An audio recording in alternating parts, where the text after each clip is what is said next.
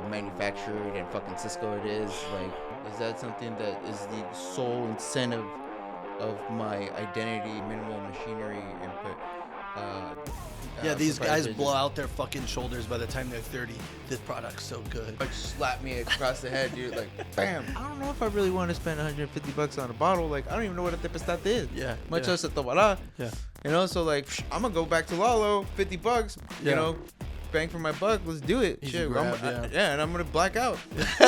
There's nuances. There's beauty. You know, there's art. But if you know where to find it, now this is a Madre Quiche, but it was distilled with pitaya. Fortunately, these motherfuckers are more focused on numbers and making sure that they fill those bottles up. Big portion of the market for consumers prey on those that don't give a fuck. Salud. Salud. What'd you think about that one? That one's spicy. Joe, Joe, it's good to have you, dude. Like, it's so long overdue, and I can't even tell you how many episodes I've talked about you, because anytime anything about agave comes up, I'm like, oh yeah, my boy Joe, you know, and that's how it always starts. And my friend Will, who I want you to meet, is in the city too, and he's super big into agave as well. So there's a lot going on out here, and I'm super excited that you're up here, and you got a kid, and we got a kid, and you know, around like, the same age, right? Yeah. Yeah. Emery will be 3 in October. Yeah. Teddy's Teddy 3 and a turned half. 3. No, yeah, he turned 3 in June. Okay, pretty Yeah, close. Yeah. And you're doing a bunch of stuff. And you're doing education stuff. And you're traveling. You're doing all kinds of shit. So Yeah. Bunch of stuff in the underground, but mainly being a dad. Yeah. That's my main priority. My main goal is to be a good dad. But yeah, I mean, like, Mezcal kind of took over its own passion and going in different avenues of like knowing the commercial world and knowing, you know, the educational world and kind of blending it together to make it my own, you know, as opposed to the narrative from a corporate, you know, stand point. But yeah, I mean, it's been very fruitful. Yeah. So like, I'm super grateful for that. Yeah. And super grateful to have on the show, dude. Yeah, like, dude. Yeah.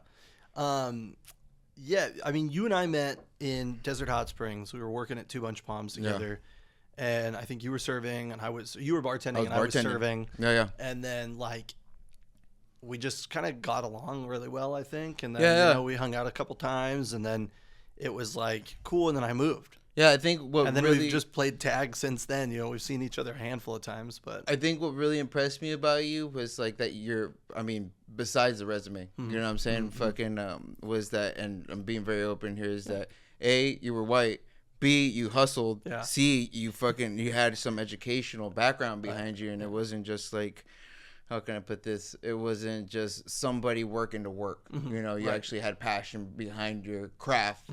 If people can even respect that nowadays, or say that there is a craft within hospitality, because how manufactured and fucking Cisco it is, like so much of the employees are just punch in, punch out employees. Yeah. There's not a lot of like diehard vets anymore. Yeah. And it's a crying shame, but that's one thing that was very impressive to me, was that you were younger, you were passionate, you knew a lot behind the game, and at the same time, I think I just finished my culinary arts degree at COD, College of the Desert, which was another big spark of my life, where it was just probably the most influential time being in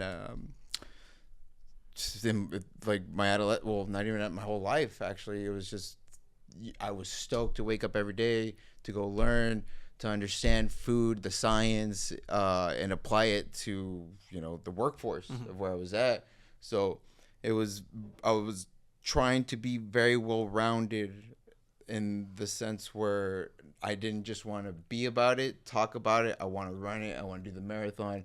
I want to be fucking on top. Yeah. But the more that I got into it, as far as like, you know, the levels of, how can I put this? The level of hierarchy within the managerial chain and within, you know, status of these establishments like Michelin stars or, you know, posh bullshit and whatnot, which, don't get me wrong, I do appreciate like some finer things in life. Yeah. But my main thing was just like, do I really want that? Like, I appreciate it. I love it. I work for it.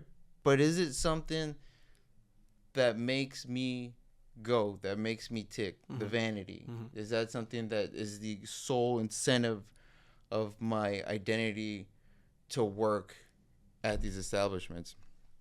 And then today I found out that it was just your heart. Either you're in it, or you're just punching in and punching out and you don't give a fuck. And guess what? Like, hey, Pops, like, if that's what you want to do, that's it. Yeah, cool. Yeah. No one's forcing you to come to work. Yeah. And unfortunately, that's the major population of the workforce.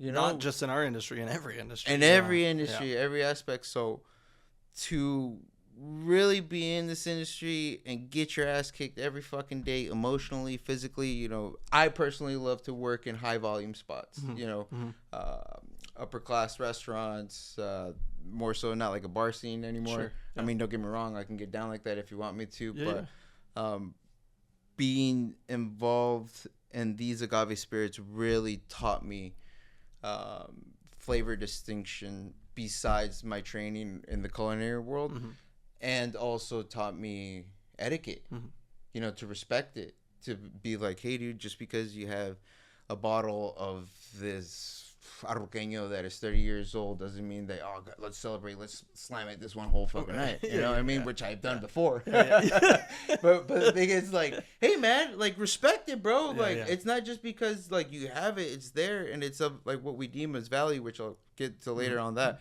But more so, like, this is your bud that made this distill. You personally know this guy. You've been to his farm, he's invited you to lunch and some of the world's best food, dude. Both me and you have a culinary background, and as far as flavor detection and anticipatory taste, right? So I can assure you, dude, this is some of the best fucking food that you'll ever find. Quality, just the seasonal presentation, like everything goes down. Oaxacan food is the best food in Mexico, arguably the world. There. So when you do, holla at me. I will. So, I was going off tangent, but I think it's the path in which I've taken has led me to a different route, as opposed to being in the branding world of a corporate position and just trying to pump out volume and numbers. I think that the turning point for me was, and I'll say this very openly, and I don't mean to step on anybody's toes or trying to be a whistleblower, if you will. By any means, I'm not.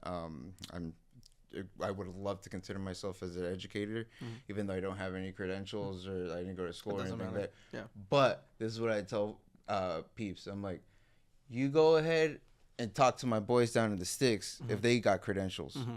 Because some of those guys never even had formal education. Yeah. You know what I mean? Yeah. Some of these guys don't even know how to write quiote. Some of these villages are like 20 people big. Yeah. Some is just him and mama. Yeah. You know what I mean? In the middle of nowhere. Yeah. So, like, they make some of the world's best fucking spirits known to man. Yeah. You know what I mean? Yeah. Like, just because you don't know how to write a sentence doesn't mean that you're not intelligent. Yeah. Like, this is the mind-boggling thing to me of, like, now in the modern era of, like, you want to be deemed as, how can I put this? You want to see yourself, or you want to be seen as successful, right? A Tesla, live in the lofts in the upper city, so on and so forth, where I don't really give a fuck about that type of stuff, dude. Yeah. Because, like, that's not where my heart's at. Yeah. Back, again, to what I was referring to as myself seeing, is this what I really want from my life? Do I want to just own a brand, for, take over this part of the market, be famous and that? Like, no, dude, for me, it was telling people the real story of agave. So what happened was a big turning point. Is I started seeing a lot of publications within the advertising of agave, where the rarest plant, like this is what's made with the Tejona wheel extracted at minimal machinery input. Yeah, these guys proprietary blow gin. out their fucking shoulders by the time they're 30. The product's so good. Like, Yeah, who gives yeah. a fuck if they smash it with a mallet or run it through a wood chipper? Is it good or not? Thank you. I Okay, hate that shit. So We're okay. like, yeah, the pain of other people tastes delicious. Fuck you, Yeah, dude. yeah, Like, exactly, yeah, yeah. exactly. Right, you're on the Drives money, me crazy. But you know what's funny is that like most of the here. Oh, check this out. So I'll tell you a little bit about this one, but Yeah. just mental note. We're talking about the wood chipper and Yes. the Tahona. Mallets. So Tahona. this is my personal batch from Emmanuel Ramos. He's a famous Mezcalero who is son of Victor Ramos, who's another good friend of mine. They come from the region of Mihuatlan in Oaxaca. And the cucharillo is essentially a sotol plant. Scientifically, it is named / labeled Dacilaron. Right? But this plant is found all throughout Mexico, but it's just famously produced more so in Chihuahua and now in Texas. All right. But from what Don Victor has told me, that the cucharillo can take up to 50 years for it to fully mature. Shit. So this is where the fucking turning point goes on too. So I would hear these publications between like, oh, you know, this is rare, this is what's what, you know, these facts, right? And I go down to the palenque and I'm asking all these questions and I'm saying like, oh, hey, what's up with that? Oh, what they said about that? And they're like, nah, amigo, like, fuck, we use the wood chipper. Like, you know what I'm saying? Yeah. Like, how come? Does it make a difference in taste? And they're like, well, you tell me. I made this one with the Honda, I did this one with wood chipper. And I'm like, it pretty much tastes the same, bro. Yeah. And he's like, yeah, they're fucking lying. Yeah, you know what I mean? Like, yeah. it's just marketing. And Yeah. it's just like, okay, I get it. You know, but to a certain degree, I also respect it. Right. You know what I'm saying? Because, like, we're all in it for business. We all got to make a profit. Yada, yada, yada, so on and so forth. It's better to tell some story than no story from some of the producers. Like, I mean, I guess I get that, you know? Mm-hmm. Yeah. So that was a big turning point for me, where like I felt it was important for me to include that within my tastings of saying like, hey, dude, you know, there's a lot of shit out there that's I don't think it's very necessarily accurate, because I'll tell you the narrative from the producer, from themselves, and not just me trying to sell you a bottle. One thing that I've always said is that I'm more interested in teaching you about mezcal than I am just selling you mezcal. Right. Right. Yeah. But then it kind of grew its own out of control success by doing the tastings, and everyone's like, hey, where can I get a bottle, bro? Yeah, you know what I mean? Like, hey, where can I get a bottle? You know, it's like, fuck, dude, well, you got to go down to Mexico. Yeah. There is another thing. Nobody wants to go down to Mexico. Yeah. You know what I'm saying? Yeah. Oh, is it safe? Oh, my God. Is it going to be okay? Like, what about da-da-da? And I'm just like, dude, like, you have nothing to worry about. I mean, I'll go into a little bit of the history of, like, my touch and history and beginnings on this stuff, but Oaxaca is, like, the safest state. You know what I mean? Because they're... it's controlled mainly by the population, by the people. Yeah, like the farmers and shit. Right? Exactly. Yeah. You know, it's 90% of its population have indigenous roots. And with that being said, like, they're so fucking wholesome, dude. You know, like, I remember back in, like, the 90s and the 80s, my dad talking about, oh, those Oaxaqueños come down. He's like, those motherfuckers are hard workers, dude. Yeah. Like, those fools get down. Like, and he's like, you know what amazes me about them?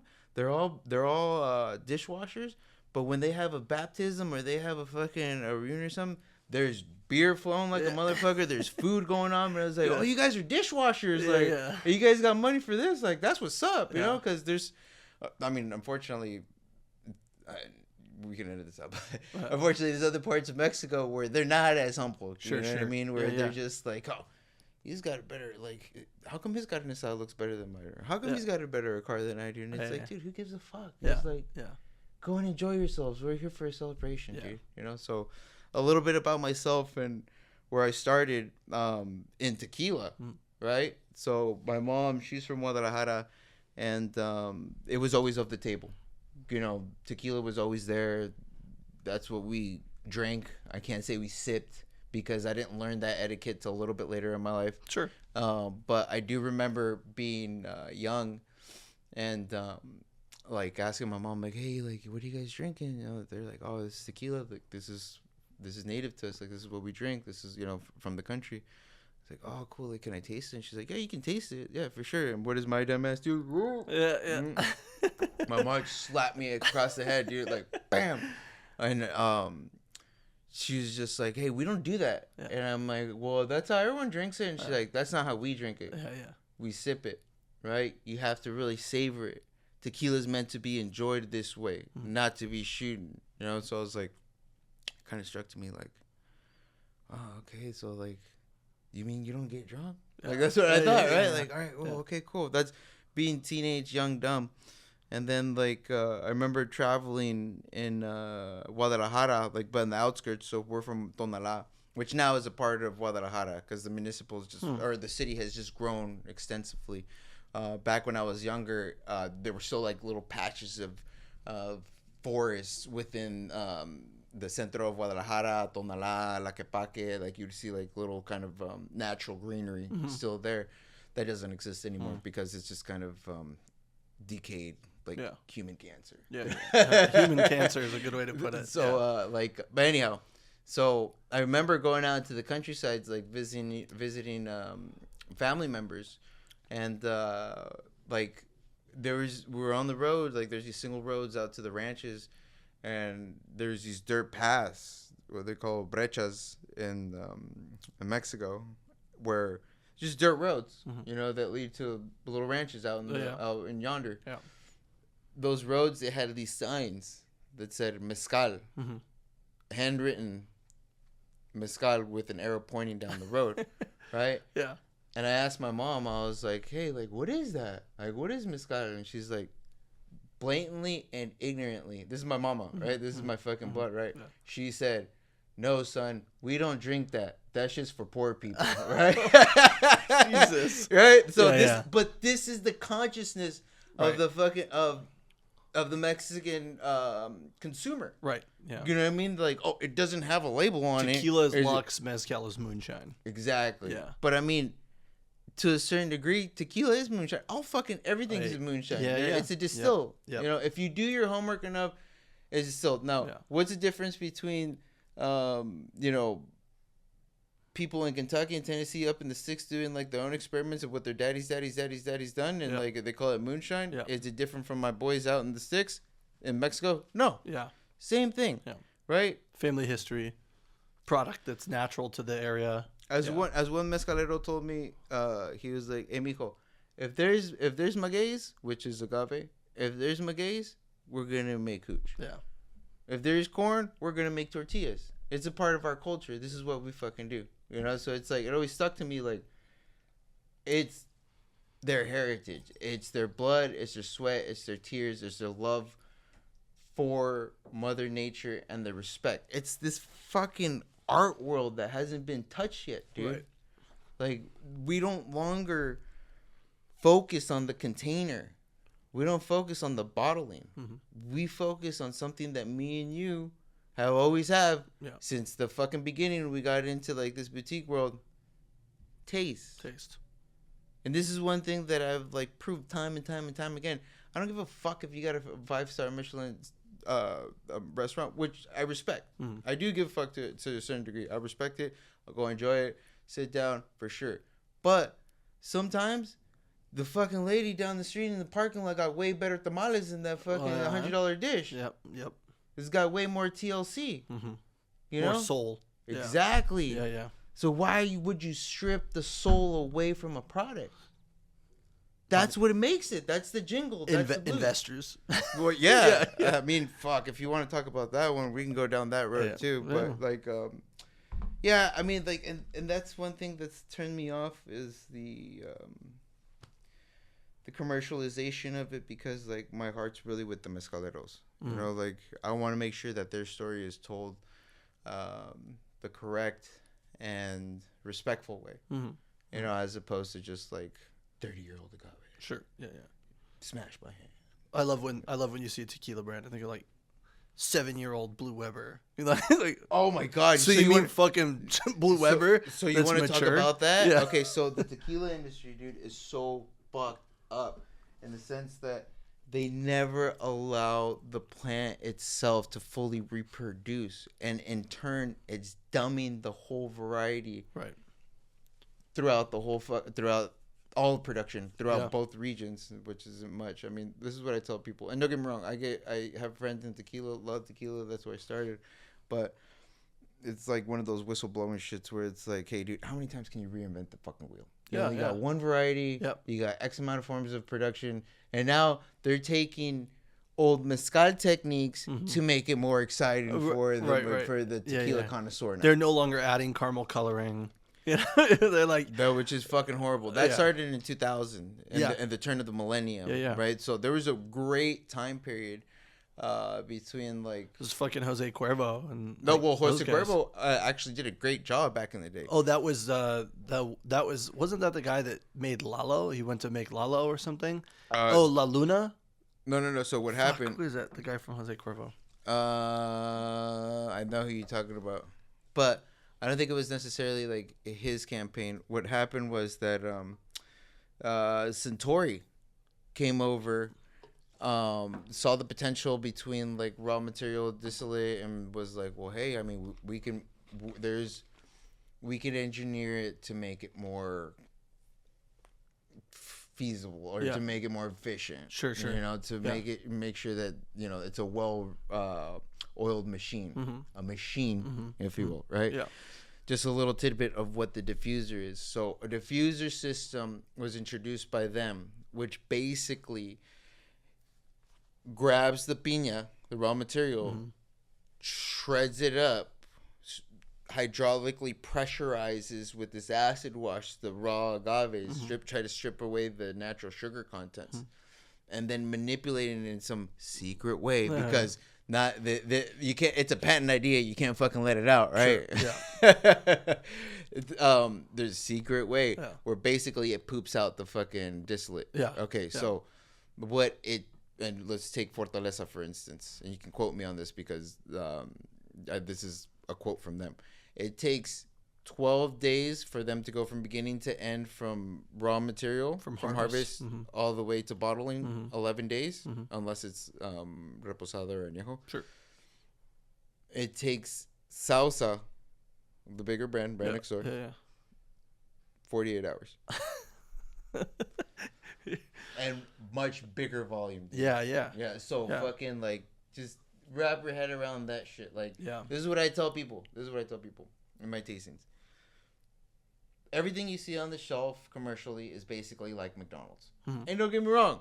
Sometimes we're guilty of it, I like right? McDonald's occasionally, Fuck it, you're on the run, dude. Yeah. Baby's crying in the bag. You got you're hungover shit from next day. Yeah. Like, come on, dude. You need something greasy up in your shake. Yeah. Let's get the gears going. Yeah. A nice cup of coffee too. Yeah. It's not bad. Yeah. So yeah, fuck it, go for it, dude. You know, and you don't got somewhere to get something nice. Yeah. Right. Do you want to eat McDonald's all the time, or do you want mama's cooking? Mom's cooking, or dad's cooking in my house. Yeah, fuck. I'm the one that cooks. No. Don't get me wrong. Marty does delicious meals, but for the most part, like, she knows I can get it down real quick. Yeah. But, dude, it's like, and I understand that at times not everyone's accessible to these spirits, and to be like, because I mean, you have to think about it too. I was there at that point. You see bottles of mezcal, like, you know, the whole lineup. You see Espadín, Tepestate, and you're like, what the fuck is it? Yeah. You know what I mean? Like, Yeah. And they're expensive. And there's 5 or 6 different ones from the same brand. place. So are those different kinds? Yeah. I mean, there's like so many questions, and they're fucking expensive. They're expensive, dude. Yeah. You know what I mean? Like, I'm not. The cheap shit's like $100 now. Yeah. And we can go into great detail about that. But the thing is like, from the consumer standpoint, where you just see it, you know, at a veneer, we're just like, fuck, like, I don't know if I really want to spend $150 on a bottle. Like, I don't even know what a tepestate is. Yeah. Much less a tobala. Yeah. You know, so like, I'm gonna go back to Lalo, $50. You know, bang for my buck. Let's do it. Easy Shit, grab, and I'm gonna black out. That's true. You know? I'm gonna mix it in my margarita. It's gonna be fine. Who gives a fuck? Right. You know? Yeah. So like, and I get it. It's a world of education when it comes to mezcal, and that's what I'm hoping within my mission. My main goal is to educate people. 5-year plan, 10-year plan. I'll be honest with you, I do, but it's something that is like always changing. You know, because what I've learned is that, like, what's healthy for me is to be happy, to be content in that moment. Know that I do have goals. Know that we have to get somewhere. But also sprinkle that shit with a little bit of hope. Yeah. You know? And I'm not saying hope where it's just like fucking don't pay your cell phone bill type Sure, of yeah, shit. yeah, yeah. or go buy a new car type of sprinkle hope type of deal. Hope in the sense of like step back. Yeah. Smell the fucking flowers. It's gonna be okay. Be super appreciative of Yeah. where you're at in life. Yeah. Look around your people of who's really pushing you forward. You know, they're supporting you. They're your backbone. Sometimes it could be your family. Sometimes it could be your friends at work. Sometimes it's just you in the fucking mirror. Mm-hmm. You know what I mean? Mm-hmm. But you really got to step back and be in that reflection and be like, it's going to be okay. Yeah. You know, I'm sure that you and Bianca fucking your world at heaps of work where you're just like, is there ever a light at the end of the tunnel? Oh, fuck. I mean, there is every day if you think about it. There right? is. That's is. when I get to lay down in bed and finally not do something. You know, that's Yeah, the light at the end yeah. of the tunnel. But that's the treat. The treat's like, oh, I worked really hard today. I get to lay in bed now. I get to go to sleep, and that's like, I made it through the day. Yeah. You know what I mean? Yeah. Yeah. And that's that sprinkle of hope. Yeah. You know, what bonds you together? Like what makes you sane? Mm-hmm. What doesn't make you go off the fucking edge? Yeah. What makes you not black out? Yeah. You know? Yeah, So, I mean, besides being in the booze industry, right? Sure. So, like, I mean, I didn't think I would ever get this far, dude. Yeah. You know, I was in the works of having my own brand, which gave me the most distasteful flavor of business and that I don't want to be part of. I do give my congrats, my ups, my fucking my respects where they should be paid for. Shout out to Ben from Malbien. That's my boy. Number one right there. The Malbien shit. Oh yeah, Rips. dude, they the do green kill it. tape bottling is like. Yeah. I love the transparency too, like the coordinates, you know, the producers, varieties, you know, batch numbers. Like that's what you should look forward to. Yeah. In a Mezcal brand.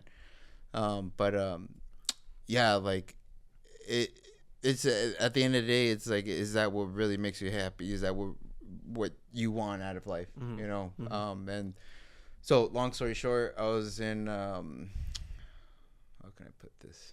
I was in this group of tequila aficionados, right? Or so they thought. I was kind of like the punk rock dude that fucking came in. Like, I was A, the youngest one in the group, B, the poorest one too, because all these motherfuckers are ballers, dude. Sure. Like through all They're collecting all the expensive shit. $1,000 bottles like there's no tomorrow. Yeah. You know what I mean? Secondhand market shit. So, but I was the most educated, and I had the most connections between here and Mexico, right? So, I was an asset to them as far as like knowledge. Yeah.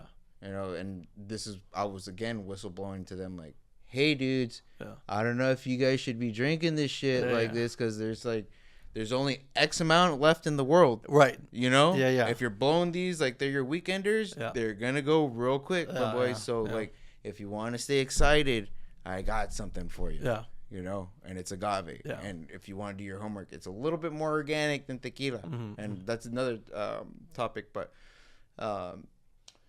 yeah, like little by little, they started to take notice of like, holy shit, what is this, right? Like, this is agave. This is mezcal. It doesn't taste smoky. It doesn't fucking, it's not aggressive. It's not just smoking water, you know? Like, there's nuances. There's beauty, you know? There's art. But if you know where to find it. Yeah.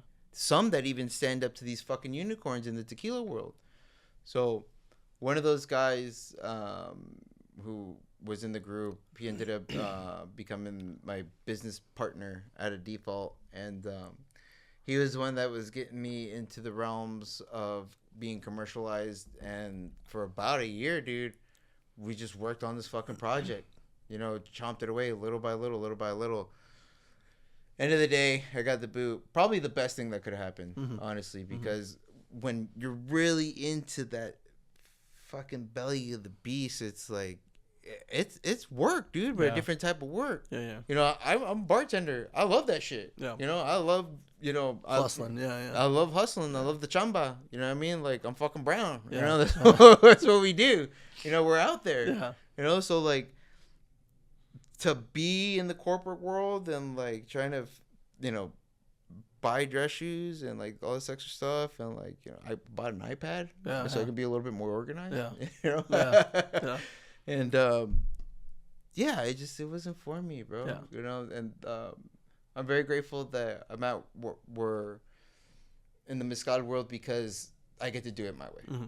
You know, Yeah. Arguably, some guys in the branding world will be like, "Oh, well, you know, you're not doing it the right way because you're not getting taxed. It's not official, and this and that." And it's like, okay, dudes, well, check this out. Like, for anybody out there that's like, "Oh, I want to start my own brand for sure," it's a world. Good fucking luck. And if you're up there, like, again, shout out to Ben from Madrid. If you're up there, I congratulate you. I will give you a fucking high five, and I will go buy your bottles for sure because it's work, dude. Yeah. It's work. So it wasn't something that was interest. Thank God I'm out of it, and I'm doing my own version of it. Hence why I still do the handwritten labels, right? Because that story of what I was telling you about the signs on the side of Jalisco, right, where it's like, who wants to go down that path? Who's willing to? There's these poor, savage, you know, people out there in the sticks. Like, are you willing to go down there? Oh, yeah. And drink some of that hooch? Yeah. Fuck yeah. I am. So I was gonna look for the bottle. I finished one of the bottles that you gave me last night, and I was like, "Where is it?" Because it has the handwritten tape on it. I mean, you can look me up on Instagram, Contento Agave, no space. Trust, there's bottles. I'll tag you. We'll post a reel. You're gonna collaborate. All the time, dude. I mean, again, I'm very, very grateful to have like the networking where I'm at, because there's guys from all over the place, New York, fucking South Carolina, Florida, Texas, dude. Texas, they drink a lot. I know. Yeah. And Southern Carolina, South Carolina, dude, fucking a lot. Yeah. Like a lot of my clients come from. Before we move into this one, what is this? Like, okay. I didn't explain that one. It's okay. So it like. I was thinking earlier, I was like, I want to talk to you about Javali and as like a variety and kind of like how it gets this like soapy kind of vibe to it, and it's always like really like floral and aromatic. And then I tasted this and I was like, it's probably not Javali. I definitely don't think I'm in the ability to blind taste yet. But it's like so pretty and like aromatic and light. I love how you fucking love you, bro. I love you too. No, because you right on the money. So you were referring to the Javalis, where they have kind of like more of a harsh sensation, or a harsh portfolio, where it's a little bit soapier. Like it does have like it's like a lavender sharper, kind of right? vibe. Yeah, but texturally it's a little more aggressive. So it's funny you mentioned that, because Javalis in itself, like, it's the hardest variety to work in the agave kingdom, because it has that soap shit. Right? Yeah, it's a byproduct that happens within the fermentation and the distillation process. But these are byproducts of just natural chemicals that are found in Javalis, right? Or I can't say terpenes, because more of like a flavor. I can't remember what it's called. I learned about it once and then I fucking forgot. One of my buddies in Oaxaca, dude, he fucking gets down on this type of shit. Shout out to Omar Munoz. Oh, you guys go out together all the time when you're out there. Oh, so no, that's the science buddy. That's Omar, who like he's a chemical engineer, and I forget what fucking department, but he knows by detail.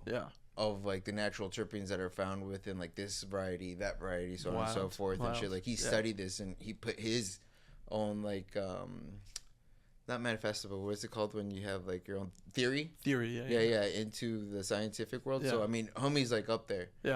Besides the fact that he's up there, you know, he's one of us. But so I know I got a slew of guys down in Oaxaca that, I mean, they're my buds. They're pretty much like my cousins, you know, like I don't pay for the hotel or anything. Like, hey, you're with family, come hang out. Like, fucking, you know, we work together. So it's a great networking down there too. Please, if anybody feels free to go on a tour, private ones, be more than happy to give you that contact information. All inclusive, meals included, private transportation too. So holler at me with that one. Ooh. Yeah, dude, it's fun. Yeah, it's because you really do get like a backstage pass, right, to the Mezcaleros, because like to them having tourism, like, so welcoming. I mean, they're very humble people too, you know, but like backstage pass is like, oh, you want the puntas, my boy? Or we're gonna eat after this too, you know. So it's like you with the guys over there, you do get that type of treatment, you know. So so if anybody's interested, please contact me. But yeah, it's dope. But so back to, we're talking about this variety and what this is. Okay, so why this it's so floral. Okay, jabalís, in their natural state, they're more rustic, right? The reason why they call them jabalís is because they are much like pigs. They grow. That makes sense. Yeah, they grow. When you see one jabalí, there's a lot of them, like a family, like a pigs, like wild pigs, and they're rough. Yeah. You know, you can't easily just kill them or like control them. Yeah. So that's why they call them jabalís. Now this is a madre cuish, but it was distilled with pitaya, which is cactus fruit. So this is where you get these fruity round tones of where you were saying like it's not as harsh. Like it's more elegant, right? Right. It's well balanced as well.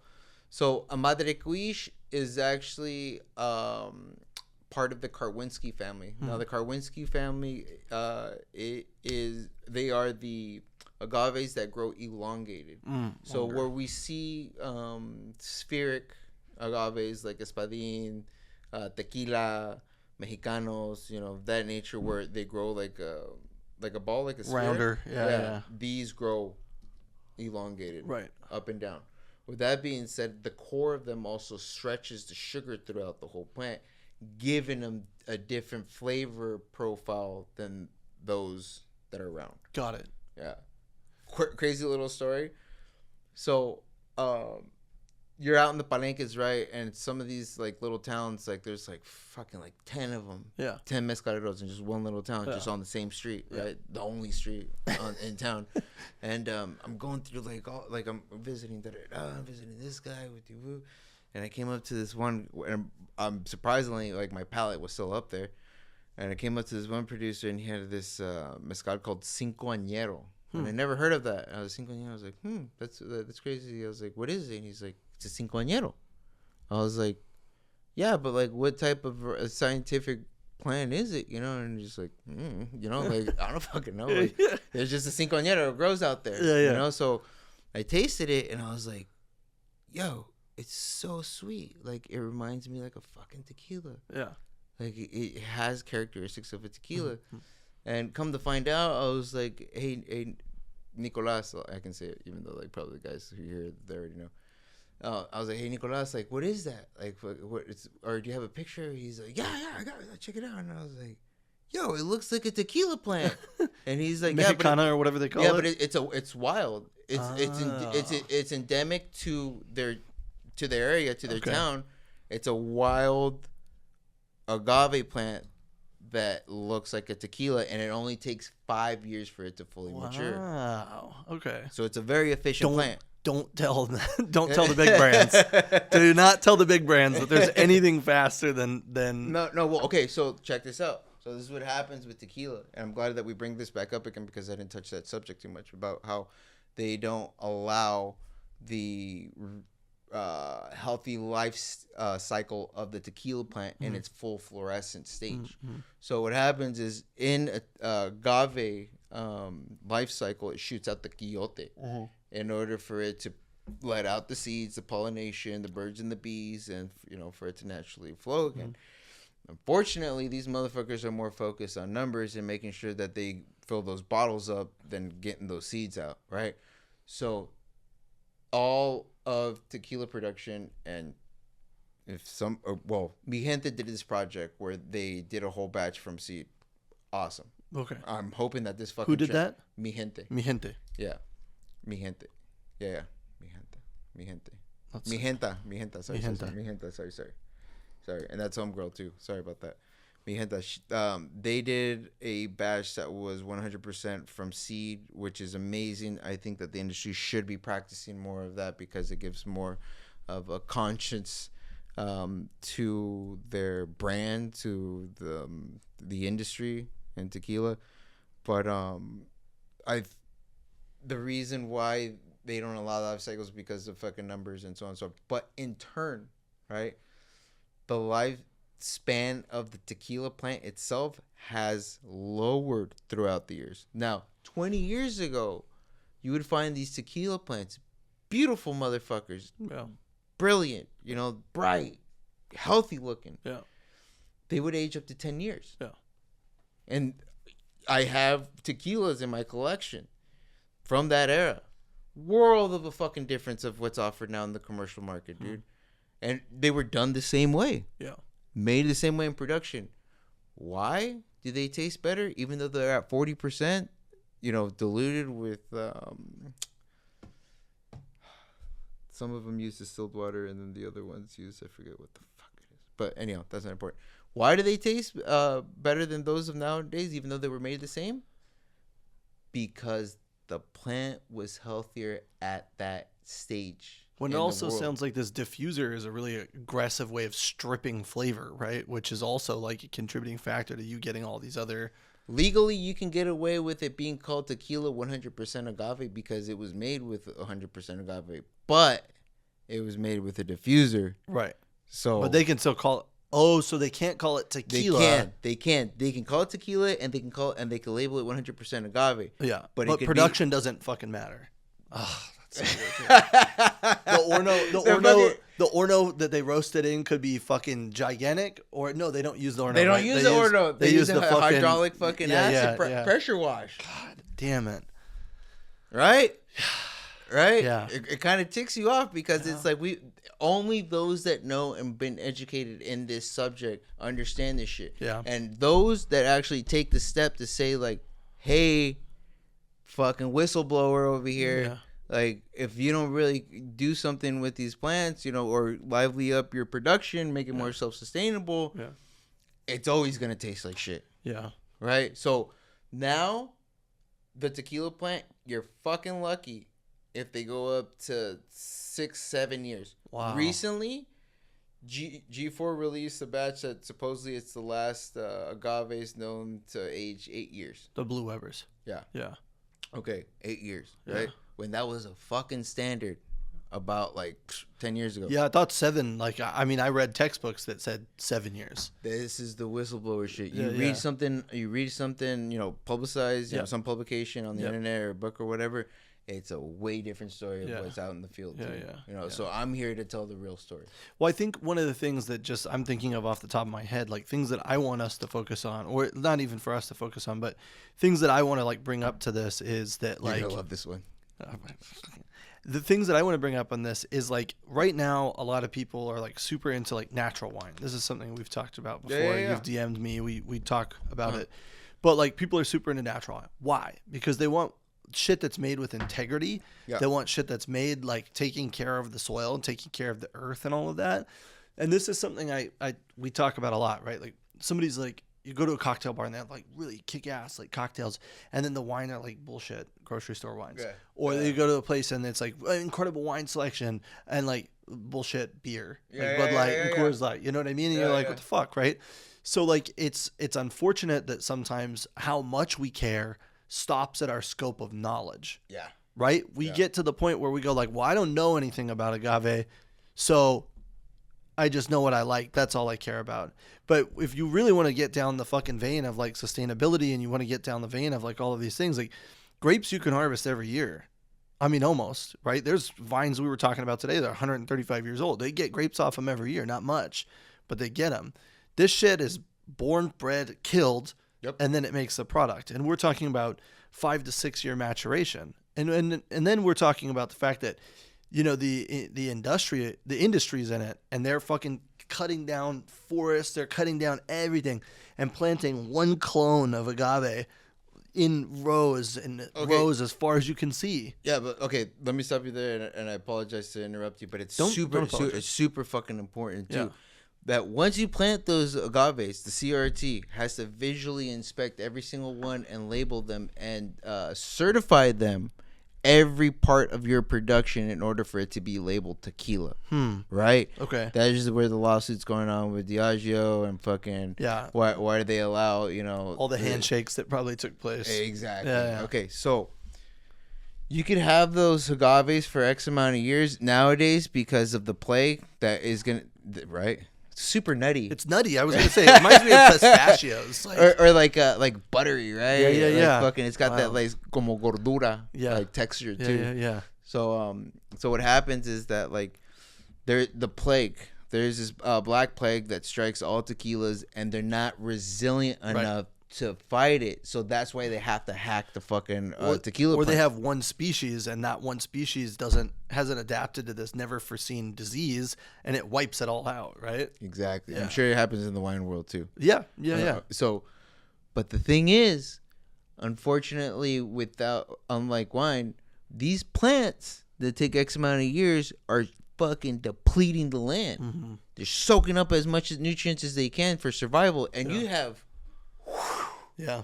So 5 years down the road, when you're ready to hack these motherfuckers, like that land, you can't produce shit no more. You can't replant it with agave. Yeah. So what do you do with that? What you scrape it out, put a building, in the middle of nowhere to they don't care. The fucking Jonases and the fucking Avion and like these big celebrity owned brands, they don't give a shit. They don't give a shit. Okay, look, check this out. I'm down into the fucking wormhole where it's like influencers don't give a shit about this. That's true. Yeah. You know what I mean? Yeah, and this is another.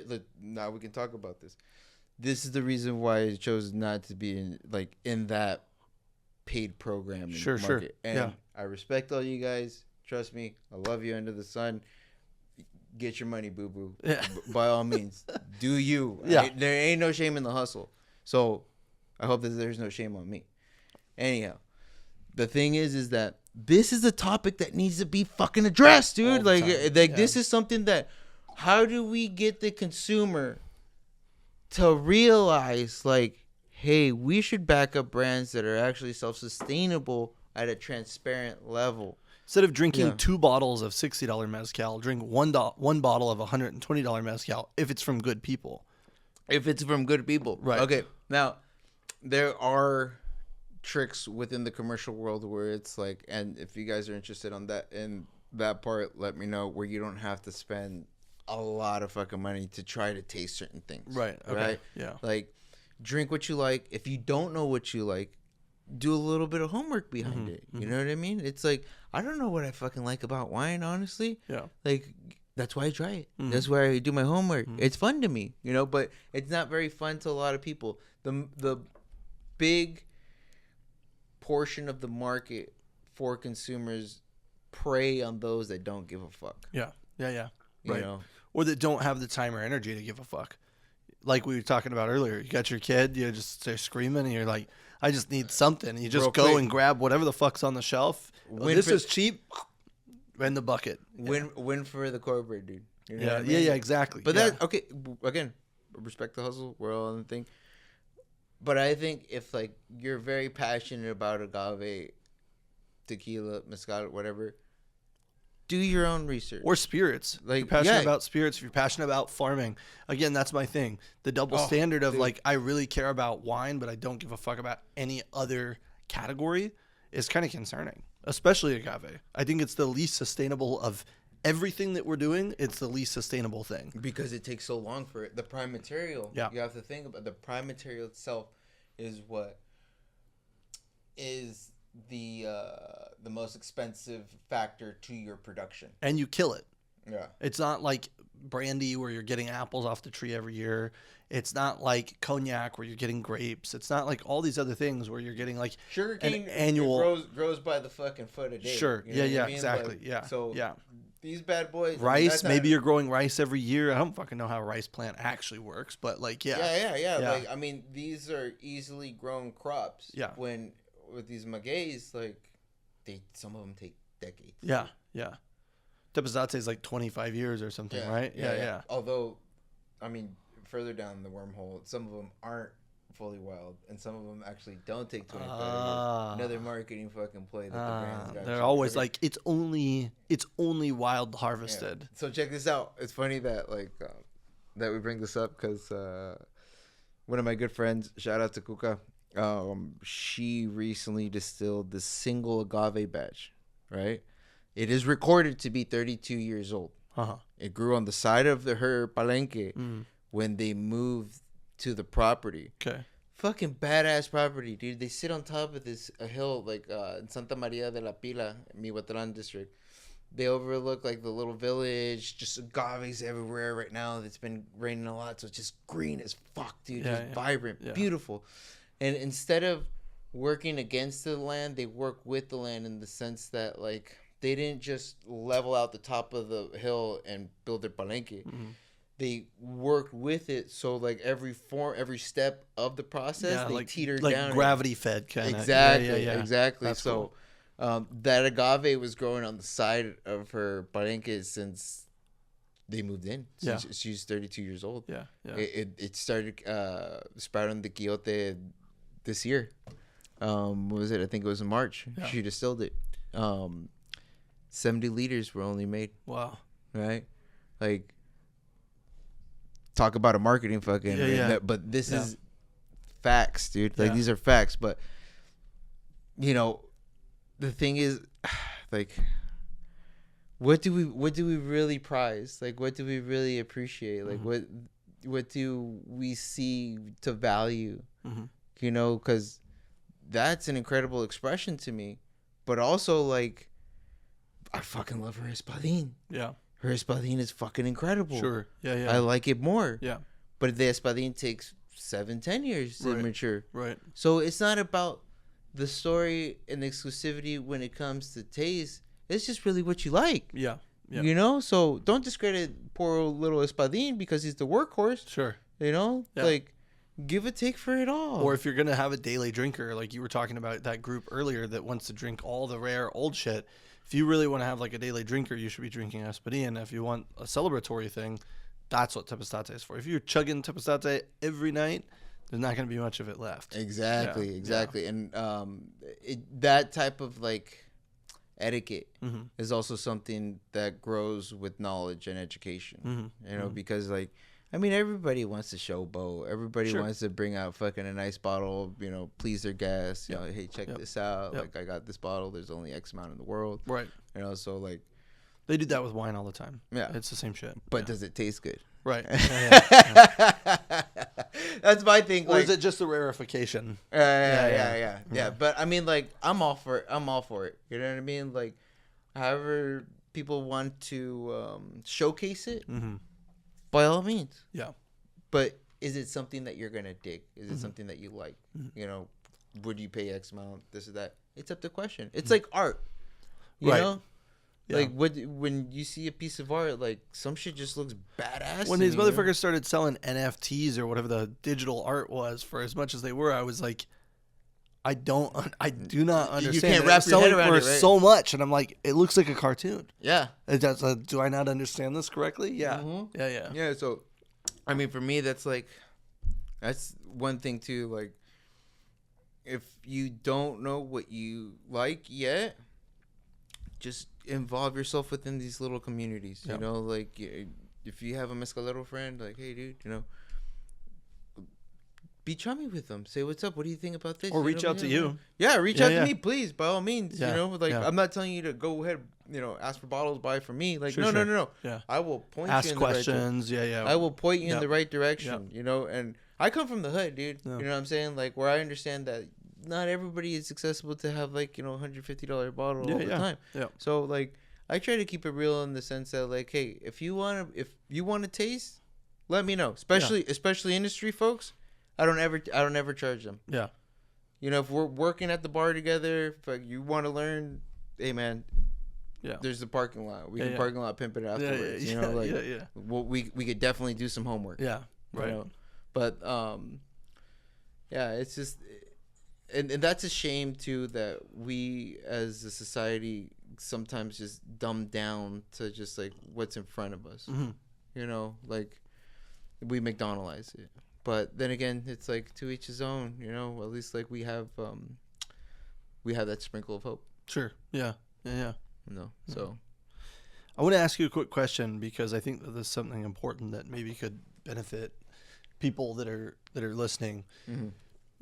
As far as, you know, the tastings and the things that you're doing with these agaves, is there pairing suggestions? I mean, how do you pair?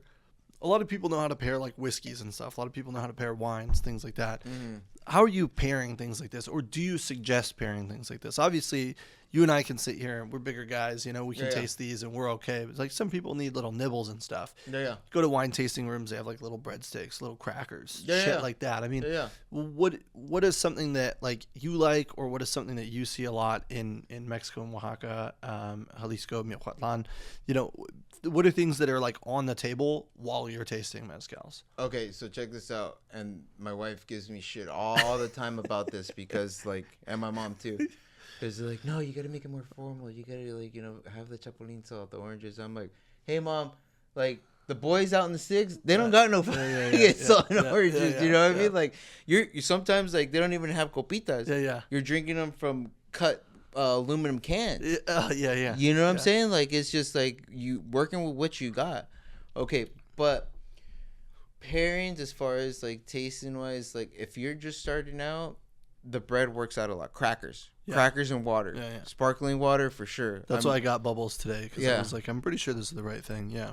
Like it does alleviate, wash the sensation of the nuance, the residual nuances on the palate, right? So I do suggest that as a beginner. Now, like when you're advancing and want to do like, you know, food with it, try to steer away from acidic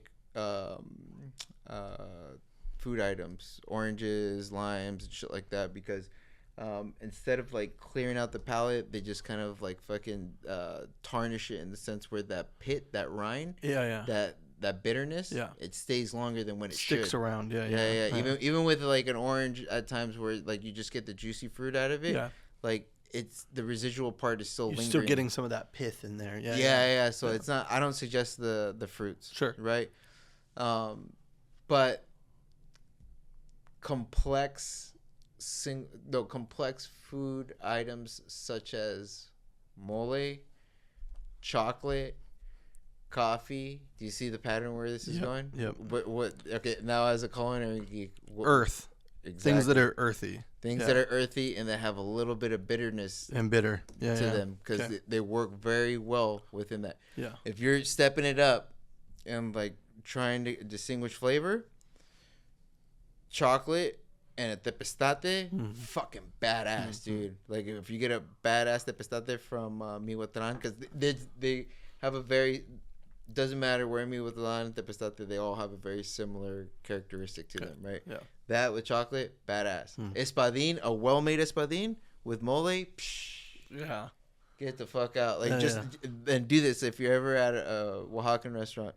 Like get a dab of the mole, taste it, and then just give it a nice little peck, dude. It's just like a jam in there. You know what I mean? It's just like it's a party going on. So complex food items, singular ones, earthy, go very well with mezcales. But I think that although they're not very emphasized, but I think that they do have a play within the bar world. Cocktails fucking can really pop it out too, dude. You know, like unfortunately most of the shit's like fucking smoky and just like aggressive, you know, especially because espadines, you know, they work them like tequilas. One, in the cocktails, you know, they're kind of going for lower cost because that's how they're going to control their cost of sale, right? But there's some brands, there's some like Madrian, shout out again, a couple other guys where they, for the bar purposes, they have some badass espadines that are just like $50 a liter, you know, if you can get it on there, and they really do, you know, put up the bar on your cocktail. I'm telling you, this is a bartender where you feel proud to be pouring that stuff because it's like, hey, we're not just using homeboy celebrities, you know, mezcal. Because some of the Derumbas brands are like pretty inexpensive too, if I'm not mistaken. Like I never see that in anybody's well, but I thought, why not? I bought a bottle one time for like $40, and I Was it like, the so San Luis probably- Potosi one? Oh, it's Was it the green one? blue. Yeah, green. Green It was bluish? like tealish or That's whatever. the yeah. best It's really one, good. dude. Yeah, yeah. For the fucking bang for your Yeah, buck. yeah. If you're just starting off, Yeah. great representation Yeah. of San Luis Potosi. Yeah, It's yeah. got like a salinity kind Yeah, of feel to it. yeah. Like this Had kind of helping- like olives, kind of. yeah, brininess Yeah, to it. yeah, Right, yeah, for sure. yeah. I love that shit, dude. I got some fucking badass like ancestral distilled San Luis Potosi juice. The guys from La Compañía, dude. Yeah. It's like, like just magic, bro. It's just like I'll send you some really cool stuff. I could sit and talk to you forever, Yeah. but one thing that I want to do, kind of as we're nearing the end of the show, Mm-hmm. can you run us through the things that you poured today and kind of just like? Oh Just yeah, do, like- for sure. So, first one that I poured out was the Espadín, made 100% with rainwater. Right. Whoa. So this is Cuca Cortez, same homegirl. It's a wonderful story, dude, and she's such a sweetheart. The one that she made the single agave variety, which I do have, but not on me. Little tidbit behind her: she worked odd jobs in Guadalajara, making ends meet, and her brothers were all at the farm with her dad. They dipped out over here, chasing the American dream. She had to go back to her dad's. Her dad had a crazy fucking spinal injury where he's bedridden. So she's now in charge of 100% of the production. It's not the way you want to inherit your business. And of the farm. Ugh. Because they're farmers before they're mezcaleros, right? So what happened was, poor her, she was at the Tajona wheel, smashing her espadín, and all of a sudden this unexpected rainstorm came in. Right, it started fucking profusively going into the palenque, even though they have the awning. But so the stream came into the pit and it filled it all up. Mm-hmm. So she was like, "Fuck, dude. Well, like, I don't want to take the smashed fibers, put it in the fermentation tank because they're already washed. Yeah. Like, I'm gonna lose sugar with that." Yeah. So she just picked all that shit up and put it in there. To me, it gives me a lot of nostalgic feeling of especially the nose of my grandma's patio in Guadalajara. Like, when I smelled it, I was like, it smells like summer in grandma's patio, because you get that wet cement, like rain, like Mexican, like yeast, going on. So like, that's my favorite one from her, because it just like hit home, like so super nice. I had a Ratatouille moment, what I mean? Like, not trying to steal your copyright, Omar. We were joking about that one night, but so that's Cuca that we did. The second one was a Barrilito from Aniceto Garcia. Now that producer does super small batches, dude. He smashes by hand. He uses a refrescadora distill, which most of everyone in Mihuatlan do. It's a very efficient way of distilling your agave, as opposed to doing it twice in a copper alembic fashion. They do it 1.5. So it goes through like this percolator chamber, right, in between the pass of the hot to the cold vapors, giving it the graduation of a second distill. Okay. And so barrilitos are actually endemic, I should say, endemic to his farm. So they're barrils, right? A barril is part of the Madrecuich family, which is the bigger branch or the smaller branch of the Karwinski family. But they're very small Madrecuiches. Like, I got pictures I could show you. But they're full size. Yeah. But they're just this small. They're like cute little, like, agaves like that. So I think he only squeezes out about like 80 liters of fucking oven, 80 liters of lote. Wow. And so it's a one-of-a-kind plant. But Aniceto's portfolio is fucking incredible, dude. They always have like this crazy, like, electrified melon feel for it. Like, super dynamic, bold. He always like distills a little bit higher than usual. One of my favorite, like, independent producers. And then the third one was my private batch, the Cucharillo from Emmanuel Ramos, which is made with sotol. Yeah. Basically, it's essentially a sotol plant, but grown wildly and produced in Oaxaca. Got it. Okay. Yeah. And then the fourth one was, I believe, we switched it over to the Madre Cuish with Pitaya, which you kind of give it more of a softer, rounder, fruity feel. And can you clarify really quickly with the Pitaya? That's fermented with it. It's not. No. It's distilled with. Okay, so it's effectively like a pechuga. Yes. Okay, got it.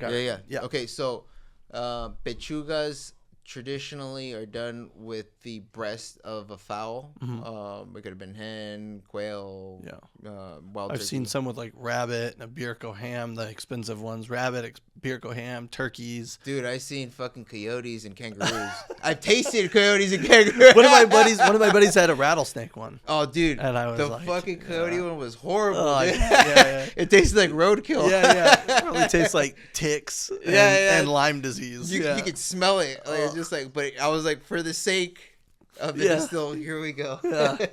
But yeah, so pechugas are essentially, and despite popular belief, most of them are done in the second distillation. They don't do it third. Oh, okay. Yeah, because once it goes through the third distillation, it's naturally strips away a lot of so much of the flavor, right? But also, like the third one is essentially the old story of how pechugas came to play when the villagers, I don't want to say people, the villagers, when they would have a big party of like a quinceañera or a wedding where they would have existing mezcal batches already, combine it together, fucking distill with pechuga. Boom! They have a private batch for the celebration. For the celebration, right? Yeah, because pechuga was like mostly celebratory, like weddings and stuff like that. But see, that's the thing that most brands. It's trust me, my boy. Oh, okay. So that's at 59%, right? Yeah. Okay. So 56.8 it says. Okay, so I think it was a fifth pour that I got. Yeah. Was a barril Back to that. from La Compañía. Now they don't distill anything 52 and below. Everything's 52 and above, right? 104 proof and above. Their bare minimal is 104 proof. Fuck. Right? The barril that we tasted, 61%, my boy. Was so smooth. Right? Yeah. I barely You didn't even know. And there's so many times that I've had puntas and I'm like, yeah, it feels like a puntas, right? It always feels hot. But No, I didn't even notice. It was a nutty one. Yeah. That was that. Yeah. That had like pistachio-y, like yeah. It's nice round qualities and at 61%. Yeah. Right? No clue. Yeah. I had no idea. So this is one thing too where I tell people about puntas because I had my fair share of puntas. Right. You know, a lot of fun. But don't always get intimidated about like the numbers, you know? Yeah. Like take sips as long as you know the technique. Yep. Kiss it, respect it, enjoy it. No pasa nada. Yeah. So that's the barril. That was the 61%. And then the last one that I poured out was a Tobala. Yeah. From La Compañía. That's also at 61%. And most of these wild agave varieties are unheard of at that altitude because mainly reason is it's not deemed safe for international consumption. Sure. Under labeled mezcal. Now, if you put it under people agave go spirits, blind. Yeah, supposedly. But supposedly. I mean, I'm seeing clear. I'm seeing better than ever. Yeah, one of the other things that you were mentioning earlier when we were talking about like gravity fed and you were talking about like different growing climates, and this is like one of the last things that we can talk about because we're going a little longer, but that's okay. No worries. Is like the elevation. That's a good one. Yeah, it's good. You know what it reminds me of? A little of? punchier, but it's good. No, you know what it reminds me of? It reminds me of like blue Kool-Aid as a kid. I could see that. Yeah, it kind of has like that mouth coating flavor. Yeah, like that, like aftertone of like fucking running around in the playground for a while, and the first sip, like, oh shit, sugar rush, you know. That's what I get. I want to talk about the elevation of most of these palenques and like where a lot of these magueyes are found. You know, a lot of this is like 3,000 feet above sea level. Some of these places, like you and I were texting one time about like Sierra Negra and like some other varieties that are found at like 6,000 feet above sea level. But like, I mean, is all agave found at a significantly higher sea level, or is it mostly places where there's a little less rainfall, which is often slightly more higher elevation? No. So like those villages that are up there, they have their own techniques in order to produce enough sugar within fermentation for the conversion of alcohol, right? They have these little generational, or not little, but more generational know-how, Like hacks. knowledge. Yeah. Of like, hey, for instance, It's like a tree bark one, right? exactly. Yeah. Yeah. Okay. So that's one of them. Yeah. But see, this is another thing, and I was just talking to one of my buddies about this shit. About the publicized version of it, where it's wild East. They don't do anything to it. Yeah. Bullshit. I talk to those fools more often than not. They do their little, the fermentation. 70% of everything you taste is gonna come from that mash. Right, which is just water and agave. Right. But because supposedly, yeah. Right. But like one of my good friends, producers, Don Goyo, shout out to him, who's the owner of La Compañía. He was telling me, he's like, hey, Mijo, like, I'm transparent. I'm an open book. I'm going to show you how it's done in my palenque because this is how it's done. You know what I mean? But I'm going to show you my secrets. Like, those are my secrets. Yeah. I'm the don of this shit. Yeah. You know what I mean? Like, I can't. Yeah. You know what I mean? Like, this is what I do. Yeah. This is my personal recipe. I can show you all in detail, but what goes into that fermentation, only I know. Yeah. So what happens too is that because of the temperature and fluctuation, and depending on the season too, and depending on the time era of like whether it was a wet era, a dry era, now with global warming too, like this is warmer and warmer. This is another thing that should be fucking on the radar that a lot of people don't talk about. Yeah. That they do add water within the fermentation and little tricks. Yeah. To get it accelerated. Little ingredients here and there. Roots and barks and things of nuts nature and that there's berries and shit. That their daddy's been doing that. But they won't publicize that because that's good. That's what's up. Let them keep their secrets. Yeah. I mean, I want to make sure fucking Victor Ramos tastes like Victor Ramos, and then like see the production is very simple. 5 steps. It's very laborious, right? But very easy. Harvest, cook, smash, ferment, distill, right? Every little detail in between right there makes up the fucking flavor profile, right? The final flavor profile. So it could be like, for instance, I let my agaves cook for 3 days instead of 5 days, right?